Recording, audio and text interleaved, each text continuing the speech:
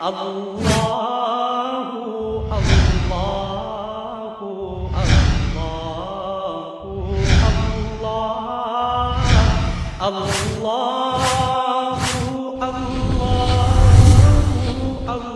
اللہ اللہ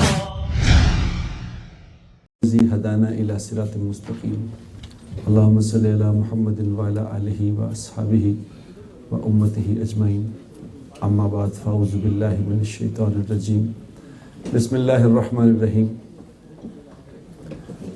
قل يا أيها الكافرون لا أعبد ما تعبدون ولا أنتم عابدون ما أعبد ولا أنا عابد ما عبدتم ولا أنتم عابدون ما أعبد لکم دینکم ولی دین صدق اللہ العظیم اللہم صلی وسلم علی سیدنا محمد۔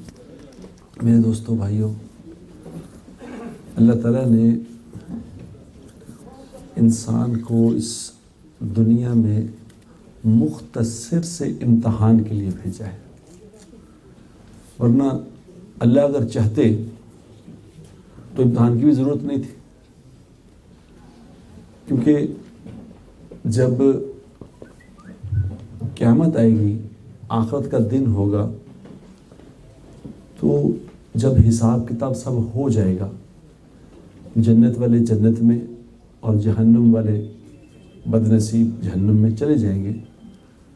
جب سب کچھ ختم ہو جائے گا تو اللہ دیکھیں گے جنت بہت بڑی ابھی باقی ہوگی، بہت بڑی جنت ابھی باقی ہوگی، تو اللہ تبارک و تعالیٰ اس وقت کچھ ایک مخلوق پیدا فرمائیں گے، بے شمار مخلوق پیدا ہوگی، تو اللہ تبارک و تعالیٰ اس کو بغیر پوچھے بغیر حساب کتاب جنت میں داخل کر دے گا۔ اللہ کے لیے کوئی مشکل نہیں ہے، کوئی اللہ تعالیٰ کی نہ کوئی ہمارے سے دشمنی چل رہی ہے کہ ضرور کوئی ہمیں ایسے امتحان میں ڈالنا تھا۔ یہ اللہ کی ایک بنائی ہوئی ترتیب ہے۔ اللہ بادشاہ ہے، اللہ قدرت والا ہے، اللہ طاقت والا ہے۔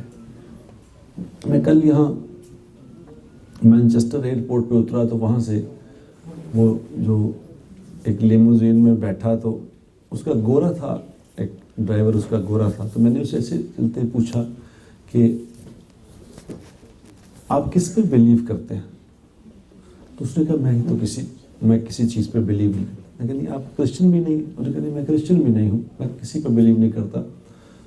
تو میں نے اسے کہا کہ آپ کچھ تو سوچتے ہوں گے کہ آپ کیسے بنے ہیں؟ تو کہہ رہے میرے ماں باپ نے مجھے پیدا کیا۔ تو میں نے کہا پھر ان کے ماں باپ کو کس نے پیدا کیا؟ کہتا ان کے ماں باپ نے پیدا کیا۔ جی ان کو کس نے پیدا کیا؟ پھر ان کے ماں باپ نے۔ تو میں جو سب سے پہلے ماں باپ تھے وہ کس نے پیدا کیے؟ وہ کہتا گڈ کویسچن، گڈ کویسچن۔ میں نے داد لینے کے لیے آپ سے کہا کہ میں کتنا اچھا سب میں کہتا ہوں کس نے بنائے؟ تو سوچ کے کہنے لگا کہ مجھے نہیں پتا، بن گئے ہوں۔ تو میں اس کی بات سے سوچنے لگا کہ اللہ نے کس قدر مجھ پہ یہ مہربانی فرمائی ہے کہ مجھے کلمے والا بنایا۔ مجھے یہ پتا ہے کہ اس سب سے پہلے جو ماں باپ سے کس نے بنائے، اگلے ماں باپ کون بناتا ہے، اگلے انسان کون بناتا ہے، دنیا کی ساری مخلوقات کون بناتا ہے، مجھے اس بات کا پتہ ہے۔ یہ کتنی بڑی اللہ کی مہربانی ہے، بتاؤ۔ آپ سوچو اس کو یہ پتہ ہی نہیں کہ مجھے کس نے بنایا، کیا کرنے آیا ہوں، کتنی بڑی محرومی کی بات ہے۔ یہ تو اللہ نے ہمارے اوپر تو بے حد و حساب مہربانیاں فرمائی ہیں، ہمارا سارا مسئلہ تو حل ہے۔ اب تو تھوڑی سی صرف اتنی سی بات ہے کہ وہ ابو ذر رضی اللہ تعالیٰ ایک صحابی ہیں۔ ابو ذر کتنے بڑے آدمی تھے وہ کہ ان کی شان تو اللہ ہی بیان کرے یا اللہ کا نبی بیان کرے۔ اتنے بڑے آدمی تھے کہ ایک دفعہ حضور اکرم صلی اللہ علیہ وسلم کے ساتھ جا رہے تھے تو راستے میں وحی آ گئی۔ جب وحی آتی تھی تو صحابہ کو پتہ چل جاتا تھا کہ وحی آئی، کہ آپ سے صرف ایک کیفیت طاری ہو جاتی تھی۔ ایک بالکل ایسے نیم بے ہوشی سی آ جاتی تھی. تو ان کو پتہ چل گیا کہ وہی آئی تو ایک طرف کھڑے ہو گئے. تو جبرائیل علیہ السلام نے پوچھا کہ یا رسول اللہ یہ آپ کے ساتھ ابو ذر ہے؟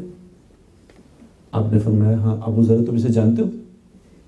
تو اس نے کہا جی یہ زمین والے اسے تھوڑا جانتے ہیں, آسمانوں والے زیادہ جانتے ہیں. اتنا بڑا آدمی, اتنا بڑے آدمی. تو وہ حضور اکرم صلی اللہ علیہ وسلم سے ایک دفعہ عرض کرنے لگے یا رسول اللہ کوئی وصیت فرمائیں, کوئی وصیت فرما. نصیحت نہیں کہا وصیت فرمائیں, یعنی مجھے آخری بات بتا دیں. تو آپ صلی اللہ علیہ وسلم سے فرمایا کہ اچھا ابو ذر تقوی کا اہتمام کر, تقوی کا اہتمام کر کہ یہ تمام امور کی جڑ ہے. اب یہ ایک بات کر کے حضور اکرم صلی اللہ علیہ وسلم نے بات ختم کر دی, یعنی بتا دیا کہ تقوی کا اہتمام کر یہ تمام امور کی جڑ ہے. اب تقوی کیا ہوتا ہے؟ تقوی صرف یہ ہے کہ جس کام میں تجھے یہ نظر آئے کہ اس کام کے کرنے سے اللہ ناراض ہو جائے گا, اللہ ناراض ہو جائے گا, بس اس سے پیچھے ہٹ جا کہ میں نے نہیں کرنا, میرا اللہ ناراض ہو جائے گا. بس یہ تقوی ہے. اور آپ نے فرمایا کہ تمام امور کی جڑ ہے, جڑ یعنی گویا جو اللہ کی نافرمانی والے کام سے ایک سٹیپ پیچھے ہٹ گیا, اس نے پورا دین پا لیا, اس نے اللہ کو پا لیا, اس نے آخرت کی کامیابی پا لی, اس نے قبر کی کامیابی لے لی, یہ سب کچھ گین کر گیا. اتنی ساری بات. اور میرے دوستو کوئی ایک کام بھی اللہ نے اپنی نافرمانی کا ایسا نہیں بتایا کہ جس میں میرا ہی فائدہ نہ ہو. جس کام سے اللہ نے منع کیا خدا کی قسم اس میں میرا ہی فائدہ ہے, اللہ کا کوئی فائدہ نہیں. اب اتنی خوبصورت بات بتا دی حضور اکرم صلی اللہ علیہ وسلم نے, تو پھر انہوں نے کہا کہ نہیں یا رسول اللہ کچھ اور بھی بتائیں. اب انہوں نے اس لیے نہیں کہا کہ نہیں یہ تھوڑا ہے کچھ اور بتائیں, نہیں کافی ہے بات. حضور کی بتائی ہوئی ایک بات ساری انسانیت کے لیے کافی ہے, اور کی ضرورت نہیں. حضور اکرم صلی اللہ علیہ وسلم تھوڑی بات کرتے تھے, تھوڑی بات, لیکن تھوڑی ایسی کرتے تھے, ایسی کرتے تھے کہ ایک ہی بات میں ساری کائنات آ جایا کرتی تھی. اب یہ ایک بات ایسی ساری کائنات اس میں آ گئی ہے, تو انہوں نے کہا نہیں یا رسول اللہ کچھ اور بھی بتائیں. اب اور بتائیں کا مطلب یہ نہیں کہ یہ پورا نہیں ہے, پورا ہے نہیں. ان کی خواہش یہ ہوتی تھی کہ اللہ کے نبی بولتے رہے, ہم سنتے رہے. کیونکہ جب اللہ کے نبی صلی اللہ علیہ وسلم جب گفتگو فرماتے تھے تو حسان بن ثابت رضی اللہ کہتے ہیں کہ ایسا لگتا ہے جیسے موتی بکھر بکھر کے منہ سے نکل رہے. آپ کی گفتگو ایسی ہوتی. کہتے ہیں کچھ لوگ ایسے ہوتے ہیں, ابھی بھی کچھ لوگ ایسے ہیں, بات کے آپ کے غلاموں میں بھی کچھ لوگ ایسے ہیں جو جب بولتے ہیں تو دل کرتا ہے یہ بولتے ہی رہے, جب وہ خاموش بیٹھ جاتے ہیں دل کرتا ہے ان کا چہرہ دیکھتے ہی رہے. یہ حضور کے غلاموں کا حال ہے, تو حضور کا کیا حال ہوگا؟ تو انہوں نے عرض کیا کہ یا رسول اللہ کچھ اور بتائیں. تو آپ نے فرمایا اچھا ابو ذر تلاوت کلام پاک کا اہتمام کیا کر, تلاوت قرآن کا اہتمام کیا کر. اس سے کیا ہوگا؟ اس سے آسمانوں میں تیرا تذکرہ ہوگا, آسمانوں میں تیرا ذکر ہوگا. کیوں کہ یہ تلاوت قرآن پاک جو ہے یہ دنیا میں نور ہے, دنیا میں نور ہے اور آخرت میں ذخیرہ ہے. اب قرآن کیا چیز ہوگی بتاؤ, جس کو اللہ کے نبی فرما رہے ہیں کہ دنیا کا نور قرآن ہے اور آخرت کا ذخیرہ قرآن ہے. آج دنیا میں مسلمان پتہ کیوں رسوا ہوئے؟ آپ کسی سے پوچھ کے دیکھیں تو نے قرآن پڑھا ہے؟ قرآن کے پڑھنے والے پتہ نہیں کہاں چلے گئے. حالانکہ قرآن تو میرا مینول ہے. انسان جس طرح آپ لوگوں کو یہاں ہر مشین کے ساتھ مینول نہیں آتا, تو انسان کی مشین کے ساتھ مینول قرآن آیا ہے جس نے بتایا ہے کہ اس کو اس طرح سے استعمال کرنا ہے. اب بتاؤ یہ کیمرے لگے ہیں، ان کیمروں کو استعمال کرنے کے لیے بھی کوئی چیز آئی ہے جو بتاتی ہے کہ یہاں سے وہ اگر یہ لوگ استعمال نہ کریں تو کیا بنے اس کو؟ یہ 2 دن میں توڑ کے ہاتھ میں پکڑ لیں گے، یہ پتہ نہیں کیا ہے دنیا کی مشینوں کا حال۔ گاڑیاں آتی ہیں ساتھ مینول آتے ہیں کہ یہاں پیٹرول ڈلنا ہے، یہاں موبل آئل ڈلنا ہے، یہاں یہ آئل ڈلنا ہے، یہاں وہ آئل ڈلنا ہے۔ تو جو اس کو مینول کو فالو نہ کرے، اوکے جی میری گاڑی ہے جہاں پانی ڈلتا ہے میں تو وہاں شہد ڈالوں گا، میرا دل کرتا ہے میری گاڑی مجھے محبت ہے اس سے، تو کیا بنے گا؟ انسان کا مینول تھا قرآن جو بتاتا تھا کہ اس وقت میں یہ کرنا ہے، اس وقت میں یہ کرنا ہے، یہ کھانا ہے، یہ نہیں کھانا، یہ بولنا ہے، یہ نہیں بول۔ ہم نے پڑھا ہی نہیں، ہم نے قرآن کو برکت کی چیز بنایا کہ برکت کے لیے ہے، گھروں میں رکھ لو، یہاں پہ جن نہیں آئیں گے، اس کمرے میں جن نہیں آیا کریں گے، بیٹی جب رخصت ہوگی تو اوپر سر سے گزارنا، یہ اپنے گھر میں خوش رہے گی بس۔ ہمارے پاکستان میں یہ ہوتا ہے کہ وہ جو نئی کوئی دکان خریدتا ہے، نیا گھر خریدتا ہے تو پھر وہاں کہتے قرآن خوانی کراؤ بچوں کو، جو حافظ ہے نا وہاں والے، وہ پڑھاؤ ان کو لا کے یہاں، ان بچوں سے پڑھاتے قرآن، یہ برکت آئے گی۔ خود پڑھ ہی نہیں رہے، خود پڑھے۔ میں ایک جماعت میں گیا، اس میں ہمارے پاکستان میں سب سے بڑا افسر جو ہوتا ہے وہ جرنیل ہوتا ہے، جنرل صاحب۔ تو جنرل صاحب اس میں جماعت میں تھے تو ریٹائر ہو گئے تھے، 3-4 جرنیل تھے اس میں۔ تو جب جماعت میں جاتے ہیں نا تو آخری 10 صورتوں کا ہوتا ہے، وہ مذاکرہ کرتے ہیں آخری 10 صورتیں، قرآن اتنا تو آتا ہو کہ نماز تو پڑھ لیں۔ تو وہ آخری 10 صورتوں کا جب ہوا مذاکرہ تو بڑے مشہور جنرل صاحب تھے، بہت بڑے جرنیل ہیں، ان کا نام میں نہیں لے سکتا، وہ تو غیبت میں آئے گی۔ تو جب وہ 10 صورتوں کا ہوا مذاکرہ تو مجھے کہنے لگے کہ کہنے لگے بٹ صاحب کمال ہو گئی یار، سارے زمانے کی کتابیں پڑھی ہیں، ساری دنیا کے بڑے بڑے بادشاہوں کے قصے پڑھے، ان کی زندگیاں پڑھی، ان کی حکومتیں پڑھی، تو قل ہو اللہ ہی آتی ہے اور تو آتا ہی کچھ نہیں۔ یہ کیا کیا ہم نے؟ حالانکہ قرآن تو سارا نظام میرا بتاتا تھا کہ میرا کیا نظام ہے۔ یہ اگر پڑھ لیتے قرآن، ہم اگر قرآن پڑھ لیتے تو خدا کی قسم کوئی مسئلہ نہ آتا، ہم کوئی مسئلہ ہی نہیں تھا۔ جس پہ اللہ کے نبی فرما رہے ہیں کہ دنیا میں یہ نور ہے۔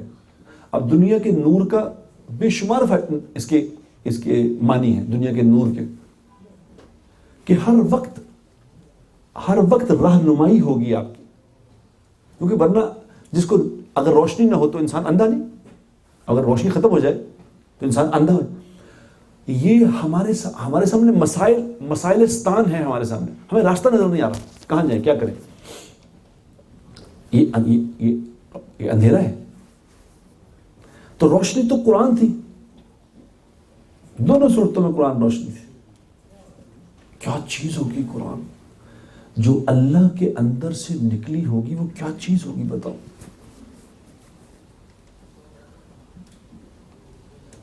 وہ جو تھے نا، قرآن میں قصہ لکھا سلیمان علیہ السلام کا، کہ سلیمان علیہ السلام نبی تھے، تو انہوں نے اپنے اسی طرح ایک محفل میں، مجلس میں انہوں نے کہا کہ وہ واقعہ ہے قرآن کا کہ وہ ہدہد نے آ کے بتایا کہ جو ملکہ بلقیس ہے وہاں پہ، یہاں سے کوئی تقریباً 5000 میل دور ہے۔ تو وہ قصہ تو لمبا ہے، وہ سنانے کا میرا مقصد نہیں، لیکن میں وہ بتانا چاہتا ہوں کہ یہ کیا چیز ہے۔ تو اس میں انہوں نے کہا کہ بھئی کون ہے جو ملکہ بلقیس کا تخت جو ہے کتنی دیر میں لے کے آؤ گے، بتاؤ بھائی، پوچھو بتاؤ۔ تو پوچھا لوگوں سے، بتاؤ۔ تو اس میں ایک جن بیٹھا تھا، عفریت اس کا نام لکھا ہے قرآن میں، اس نے کہا جی میں لے کے آؤں گا، میں وہ لے کے آتا ہوں۔ کتنی دیر میں لاؤ گے؟ اس نے کہا جتنی دیر میں آپ کی یہ محفل ختم ہوگی، یہ مجلس ختم ہوگی، اتنی دیر میں لے آؤں گا۔ سپوز کریں کہ وہ 2 گھنٹے کہا ہوگا، 2 گھنٹے میں آپ کی مجلس ختم ہوگی، لے آؤں گا۔ تو سلیمان علیہ السلام نے کہا نہیں تم رہنے دو، کوئی اور بتاؤ بھائی، کوئی اور بتاؤ کتنی دیر میں لاؤ گے۔ تو تو اللہ کہہ رہے ایک شخص بیچ میں ایسا بیٹھا تھا، قرآن کہہ رہی ہے، قرآن کے الفاظ بتا رہا ہوں، اس کا مفہوم ہے، ایک شخص بیچ میں ایسا بیٹھا تھا جس کو ہم نے کتاب کا علم دیا تھا، کتاب کا علم دیا تھا. اس نے کہا جی آنکھ بند کریں، آنکھ بند کی، کھولے، یہ تخت آ گیا. اب یہ قرآن کا قصہ ہے، کوئی ایسے کتابی قصہ نہیں ہے کہ اس نے آنکھ جھپکتے میں. تو اللہ کیا کہتے ہیں یہ کون تھا جس کو ہم نے کتاب کا علم دیا تھا، قرآن کا نہیں. کتاب کون سی؟ جو کتابیں اب منسوخ ہو چکی ہیں. زبور اب منسوخ ہو چکی، تورات اب منسوخ ختم ہو گئی، انجیل منسوخ ہو چکی. یہ اس کتاب کا علم تھا جو کتاب منسوخ ہو چکی، اس کے علم والے کا یہ حال تھا. اب بتاؤ قرآن کے علم والا کیا ہوگا؟ جو اللہ کے اندر سے نکلا ہے. قرآن اللہ کی اپنی، باقی ساری کتابیں تھی، قرآن کتاب نہیں. قرآن تو بول ہے اللہ کا.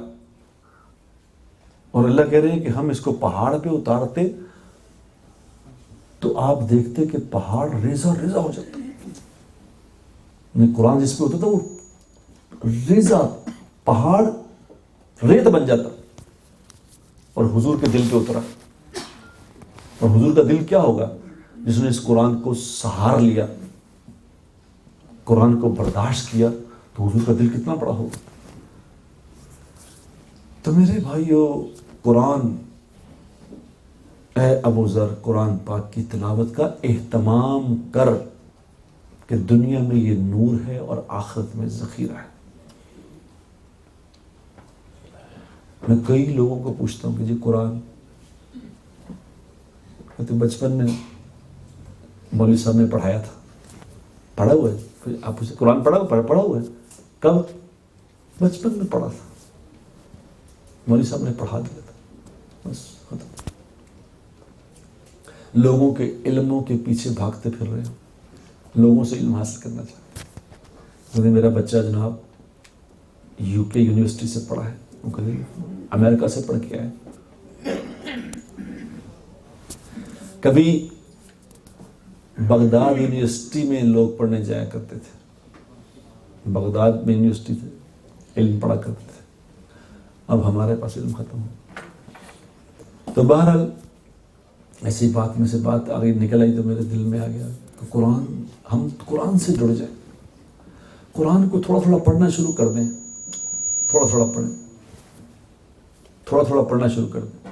کیونکہ قرآن براہ راست اللہ کی بندے سے بات ہے، براہ راست اللہ نے بات کی ہے. تھوڑا تھوڑا پڑھنا شروع کر دیں تو انشاءاللہ آہستہ آہستہ اس سے مناسبت ہو جائے گی.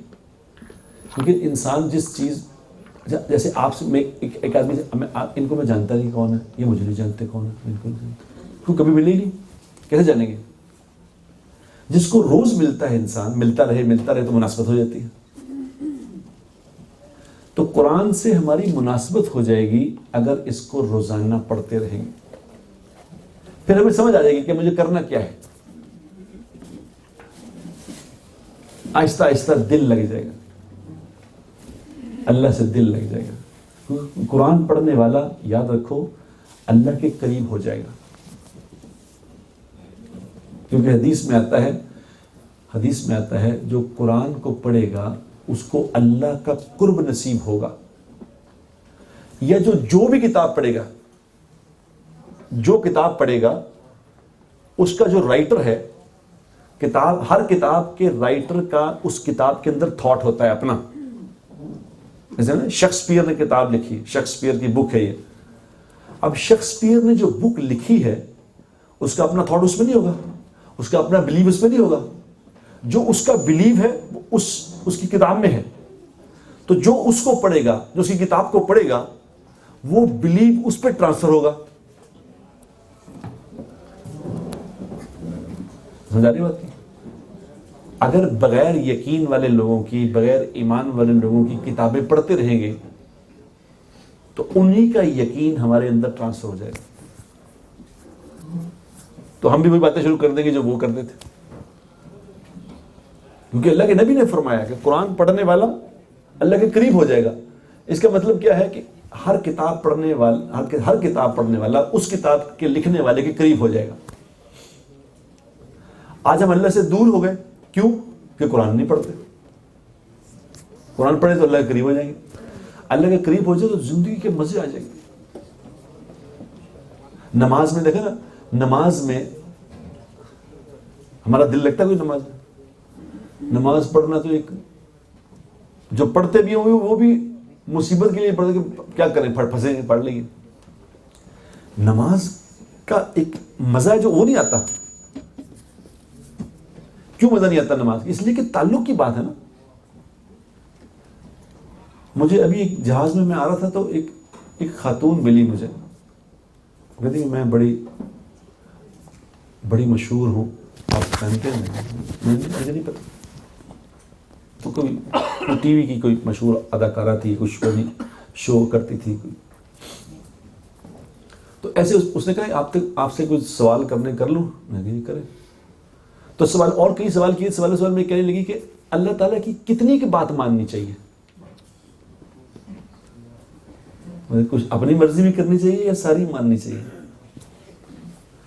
تو میں نے اسے کہا, میں نے کہا دیکھ, میں لاہور سے کراچی جا رہا ہوں, میرے ایک دوست ہے, اس کی بیٹی کی شادی ہے. اب جہاز کا ٹکٹ خرچ رہا ہوں, وہاں جا کے رہائش کروں گا, کہیں رہوں گا کسی ہوٹل میں, اس کے پیسے خرچ کروں گا, وہاں بھی پیسے دوں گا, اور 24 گھنٹے, آج رات کو جا رہا ہوں, کل رات کو واپس آؤں گا. 24 گھنٹے میں نے نکالے ہیں اس کی شادی کے لیے, اس کی بیٹی کی شادی کے لیے.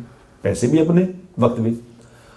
اور ایک شادی, ہمارے کئی کارڈ گھروں میں آتے ہیں کہ جی فلاں کی بیٹے کی شادی, فلاں کی بیٹے کی شادی. تو میں کئی اپنے بیٹے سے کہتا ہوں بیٹا ذرا چلے جانا وہاں, ان کو دے آنا. کبھی بیوی سے کہا کہ وہاں جاتے, خود نہیں جاتے. گھر کے پاس شادیاں نہیں جاتے, تو اتنی دور جا رہا ہوں کیوں؟ یہ تعلق کی بات ہے. جس سے جتنا تعلق ہوتا ہے اس کے لیے اتنی قربانی کرنا آسان ہوتا ہے. تو میں نے کہا بیٹا یہ تو اللہ سے تعلق کی بات ہے. جس کا اللہ سے تعلق ہے وہ تو اللہ کی نافرمانی کا ایک قدم بھی نہیں اٹھا سکتا. وہ صحابی کا قصہ آتا ہے, جب پردہ آیا تھا دنیا میں, پردہ آیا تھا, تو پردہ جب آیا تھا تو رات کو حکم آیا تھا پردے کا. تو اس وقت عورتیں مسجد میں نماز پڑھنے جایا کرتی تھیں. تو فجر پہ عورتیں نماز پڑھنے کے لیے گئی, سب پرکور میں تھی. تو ایک عورت اس کے بغیر اسی طرح, اس کو پتہ نہیں چلا, وہ اسی طرح آ گئی. اس نے عورتوں کو دیکھا, یہ کیا تم لوگ یہ کس لباس اس طرح کیوں پہن کے جا رہی ہو, کیا ہوا؟ کوئی تمہیں نہیں پتا یہ کیا ہوا؟ ان کو پردے کا حکم آ گیا. تو وہی بیٹھ گئی, اور وہاں سے بچے کو بھیجا, جا میرے گھر سے چادر لے کے آ. وہاں سے گھر چادر آئی, چادر لے کے پھر گھر گئی. تو شوہر نے کہا کہ تمہیں تو پتہ ہی نہیں چلا تھا, تم گھر آ جاتی, واپس آ کے چادر لے جاتی. تو اس نے کہا کمال بات کرتے, کمال بات کر دی آپ نے. یعنی اللہ کے حکم کا مجھے پتہ چل گیا, تو پھر اگر جب پتہ چل گیا تھا تو اس کے بعد میں ایک بھی قدم اگر اٹھاتی تو میں تباہ نہ ہو جاتی. ایک قدم اللہ کی نافرمانی کو اٹھا دیتی میں. کیسی بات کی آپ نے؟ جو تعلق ڈیولپ ہو جاتا ہے تو پھر تو ایک قدم بھی اٹھانا ناممکن ہے. جب تعلق نہیں ہے تو کہتا کوئی گل, اللہ بڑے رحم کرنے والے, بڑے معاف کرنے والے, کوئی مسئلے کچھ نہیں. یہ تو خود ہی امی مولویوں نے پڑھایا, مولویوں نے پڑھایا. نماز میں کس کو مزہ آئے گا؟ وہ ہمارے ایک بزرگ تھے نا, یہ تبلیغ کا جنہوں نے کام شروع کیا, مولانا الیاس صاحب, ان کا نام مولانا الیاس صاحب رحمۃ اللہ. ایک جماعت گئی تو وہ بڑی رات کو, پیدل کا زمانہ, تھکتے وہاں پہنچے. تو ساری جماعت جو جاتے ہی وہاں عشاء پڑھی ہوئی تھی انہوں نے, جاتے ہی سب سو گئے. تو مولانا الیاس صاحب نے وضو کیا, وضو کر کے نماز کے لیے کھڑے ہو گئے. جو نماز پڑھنی شروع کی تو کسی نے کہا حضرت اتنا تھک کے آئے تھے اتنی دور سے, تو آپ عمر بھی بڑی ہو گئی, تو آپ نے آتے کوئی آرام نہیں کیا, نماز پڑھنی شروع کر دی. تو انہوں نے کہا میں تو آرام شروع کر دیا تھا, یعنی آپ تو نماز پڑھنے لگے تھے. تو انہوں نے کہا مجھے آرام تو نماز میں ملتا ہے, میرا آرام تو نماز ہے. دیکھو کوئی, میں بڑا غور کیا اس بات پہ کہ کوئی مزہ تو ہوگا نا کہ حضور اکرم صلی اللہ علیہ وسلم کے پاؤں سوج جاتے تھے, کوئی بات تو ہوگی کہ پاؤں سوج گئے اور نماز پڑھو. یعنی کتنی نماز پڑھ رہے کہ اللہ کہہ رہے کہ اے میرے حبیب یا ایھا المزمل قم اللیل الا قلیلا, تھوڑا کم کر. کتنی کو پڑھی ہوگی بتاؤ؟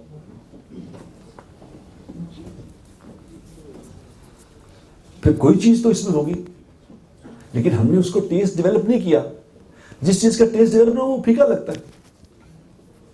کچھ لوگ بغیر نمک کے کھانا کھاتے ہیں کہ نمک نہیں ڈالتے اس میں. کچھ لوگ بغیر مرچوں کے کھانا کھاتے ہیں. تو جن کا ٹیسٹ مرچوں والا ہے وہ بغیر مرچوں کا کھانا کھا سکتا ہے؟ حالانکہ وہ بھی انسان ہے. لیکن اس نے اس کا ٹیسٹ ڈیولپ کیا ہے. جس نے نہیں ڈیولپ کیا اس کے لیے مشکل. تو یہ ہر چیز کا ایک محنت ہے، ہر چیز کی ایک اپنی محنت ہے علیحدہ. اور میں آپ کو پورے یقین سے ایک بات عرض کر رہا ہوں، جو انسان اللہ سے محبت کا ٹیسٹ چکھ لیتا ہے، جو اللہ سے محبت کا ٹیسٹ ڈیولپ کر لیتا ہے، خدا کی قسم اسے کسی اور چیز میں مزہ نہیں پھر آتا، کسی اور چیز میں نہیں آتا. کیونکہ اللہ سے سب سے خوبصورت دوستی لگانے کے قابل ذات اللہ کی ہے، اور ہے ہی نہیں کسی. باقی سب انسان تو بے وفا ایک دوسرے چھڑ، اگر نہیں بے وفائی کریں گے تو موت پہ ختم ہو جائے گی. لیکن اللہ تو ایسی ذات ہے جو نہ موت کا مسئلہ، نہ قبر کا مسئلہ، نہ آخرت کا مسئلہ.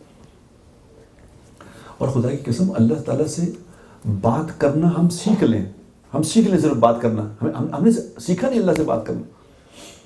اللہ سے بات کرنا اگر سیکھ لیں گے تو اللہ سے بات کر کے وہ مزے آئیں گے.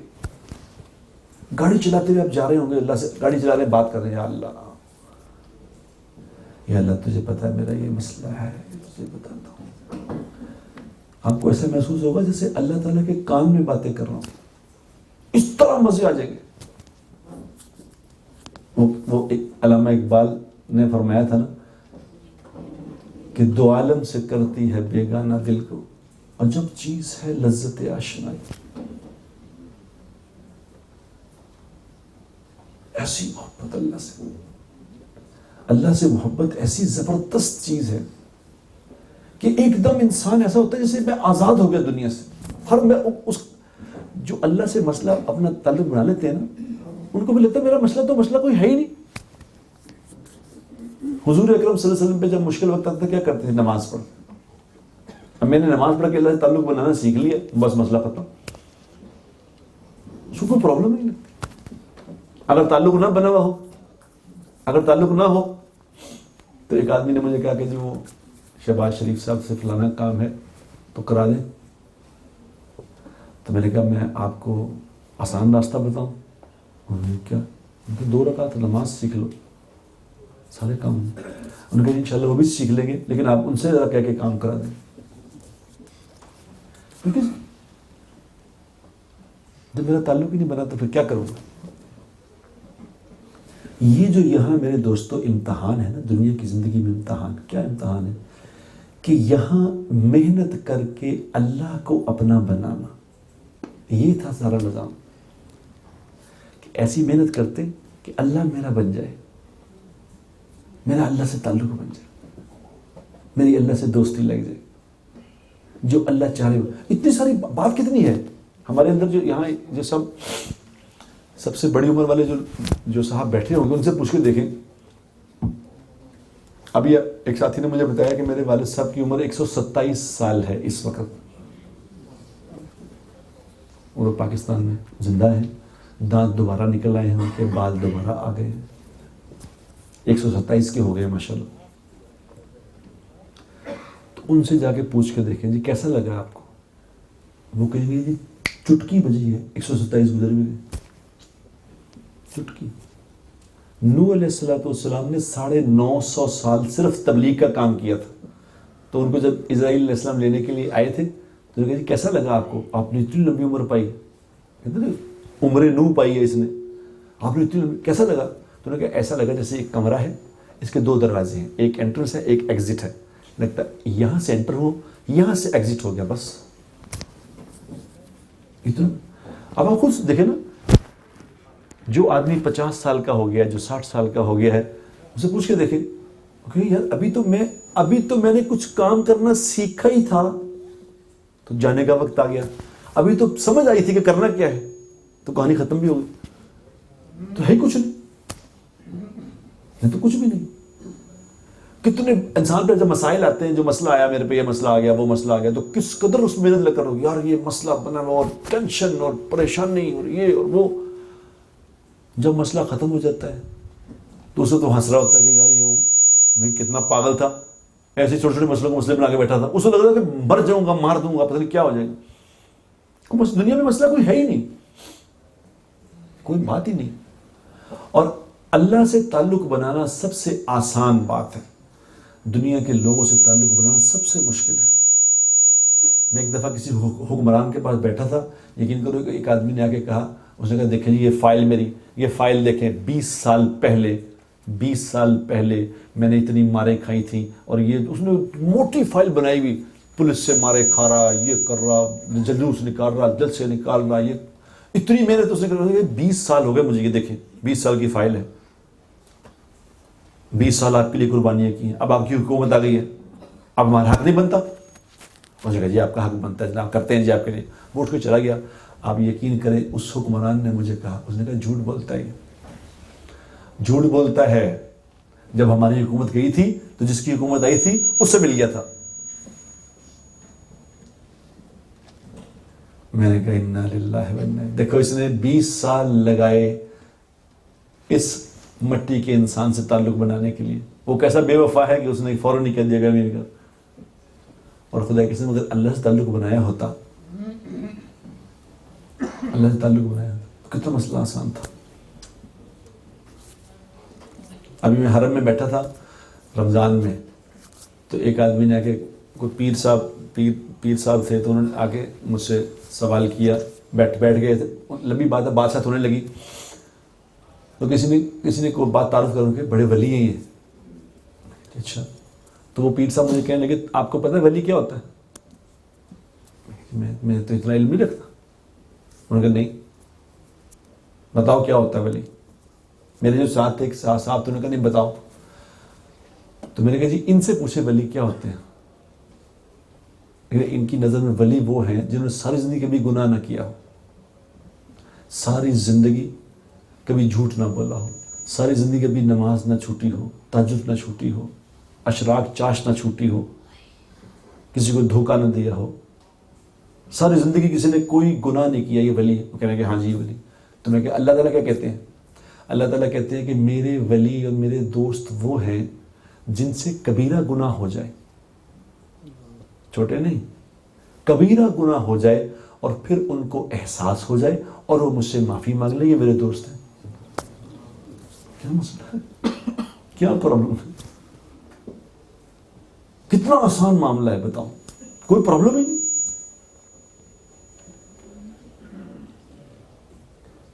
کتنا آسان ہے خدا کی قسم اللہ سے دوستی کرنا. بتاؤ دنیا میں آپ کسی سے زیادتی کبھی ہو جائے، کسی سے زیادتی ہو جائے تو ساری زندگی وہ کہتا معاف تو کر دیتا ہے مگر دلوں جاندی نہیں گل.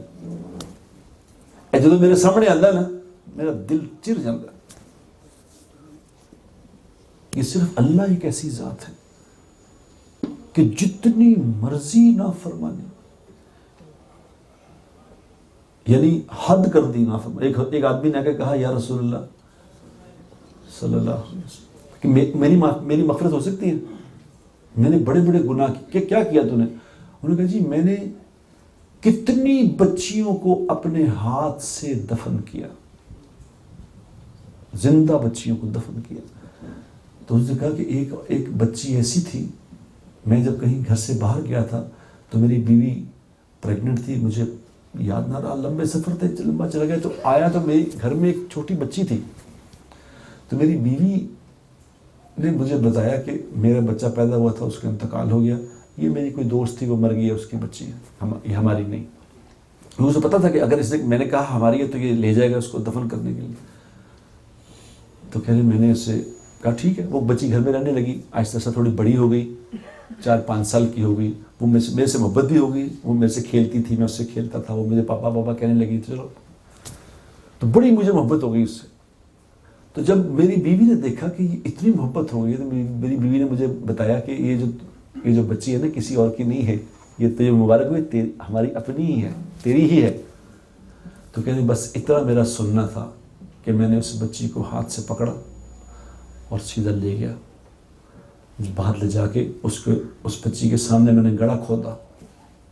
اس بچی نے مجھے دیکھا کہ گڑھا کھود رہا ہے تو میرے ماتھے پہ پسینہ آ گیا. تو بچی ننے ننے اس کے ہاتھ تھے, ان ہاتھوں سے میرا پسینہ صاف کرتی کہ بابا تجھے پسینہ کیا.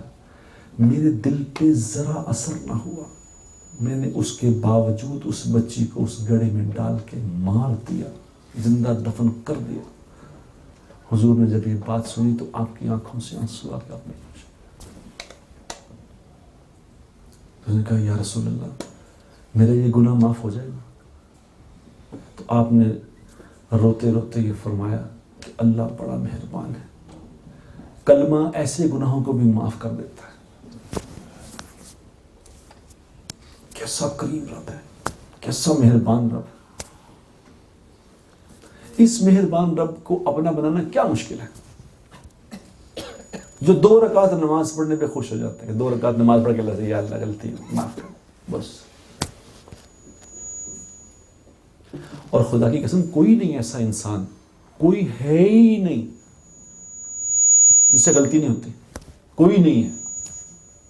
کیونکہ خود اللہ کیا دیکھے, اے میرے بندو تم سب کے سب گناہگار ہو, سب. کسی کو اللہ نے کہا کہ فلاں نہیں ہے, تم سب تم گناہگار ہو. تو کیا کیا کرو, مجھ سے معافی مانگا کرو, میں معاف کر دیا کروں.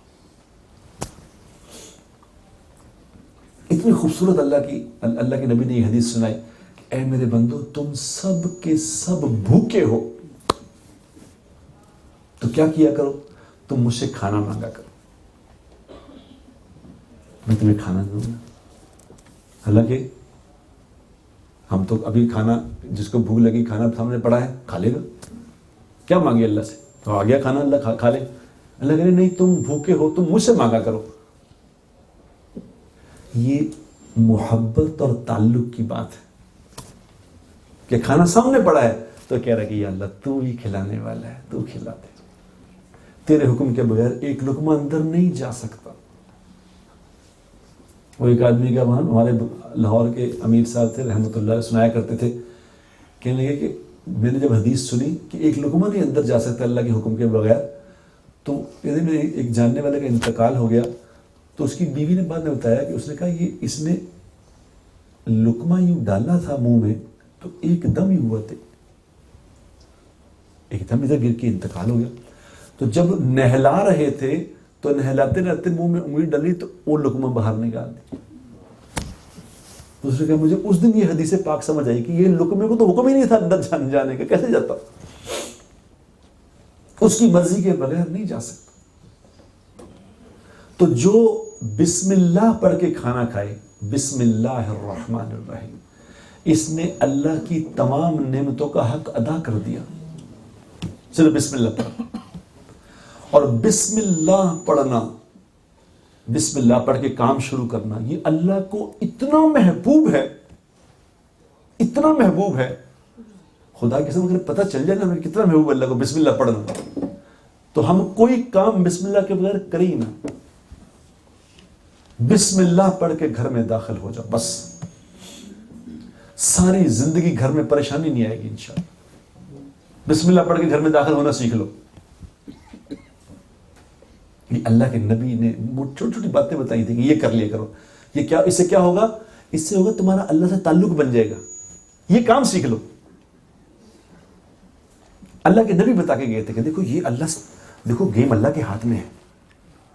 اللہ کے نبی کو مخبر صادق بھی کہتے ہیں. آپ صلی اللہ علیہ وسلم کے کئی بے شمار نام ہیں, کئی ہزار نام ہیں آپ صلی اللہ علیہ وسلم کے, تو ان میں سے ایک نام ہے مخبر صادق, سچی مخبری کرنے والا. انہوں نے اللہ کی مخبری کی کہ دیکھو گیم اللہ کے ہاتھ میں ہے, اس سے تعلق بنا لو, مسئلے حل ہو جائیں گے. اور اس سے تعلق کیسے بنتا ہے, اس وقت میں یہ کر لیا کرو, اس وقت میں یہ کر لیا کرو, اس وقت میں یہ کر لیا, تعلق بن جائے گا. دعائیں سکھا کے گئے, اللہم عافنی فی بدنی, اللہم عافنی فی سمعی, اللہم عافنی فی بصری, لا الہ الا انت. جو 3 دفعہ صبح یہ دعا پڑھ لے, اللہ کے نبی کے فرمان کا, جو 3 دفعہ یہ دعا پڑھ لے, یہ ہر بیماری سے آزاد ہو گیا. بس اس کو دیا پائے گی. یہ بیماریاں اور لوگوں کو لگیں, اس کو نہیں لگیں گی.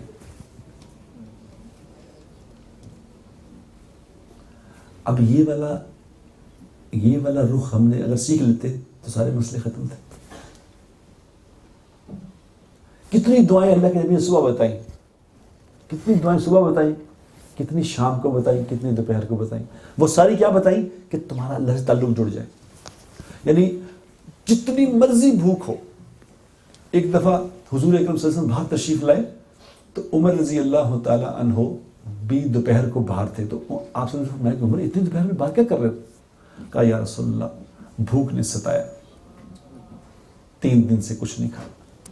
تو آپ صلی اللہ علیہ وسلم نے فرمایا جس کا مفہوم ہے کہ مجھے قسم ہے اس ذات کی جس کے قبضے میں میری جان ہے, 3 دن سے میرے منہ میں بھی کچھ نہیں گیا. تھوڑے آگے گئے تو ابو بکر صدیق رضی اللہ بھی آ گئے. تو آپ نے پوچھا ابو بکر اتنی دوپہر میں کیا کرنا ہے؟ یا رسول اللہ بھوک نے ستایا, 3 دن سے کچھ نہیں. تو یہ تینوں حضرات ابو ذر انصاری ابو ایوب انصاری رضی اللہ کے گھر چلے گئے. تو ان کی بیگم گھر پہ تھی, ابو ایوب گھر پہ نہیں تھے. تو ان کی بیگم نے کہا ہمارے بھاگ جا گئے, اللہ کے رسول آ گئے, آپ تشریف رکھیں. ابھی ایوب کو بلاتی, ابھی آتے ہیں, آپ تشریف رکھیں. اتنی دیر میں انہوں نے کچھ نہ کچھ کھجوریں کچھ سامنے رکھی اور ساتھ ہی ایک بکری کا بچہ ذبح کیا اور پکا کے حضور کے سامنے رکھا. ایک دم پکا کے, اتنے میں ایوب بھی آ گئے تو پکا کے سامنے رکھا. تو آپ صلی اللہ علیہ وسلم نے ایک روٹی اس پہ تھوڑا سا وہ ڈال کے وہ گوشت, تھوڑا سا گوشت ڈالا, باربیکیو ٹائپ ہوتا تھا, وہ تھوڑا سا گوشت ڈال کے کہا یہ جا کے فاطمہ کو دے آؤ, اس نے بھی 3 دن سے کچھ نہیں کھایا. تو اس کے بعد آپ صلی اللہ علیہ وسلم نے فرمایا عمر اللہ تبارک و تعالی ہر لقمے کا حساب لیں گے. اس نے کہا یا رسول اللہ اس کے بعد بھی, اس پہ بھی اتنی بھوک کے بعد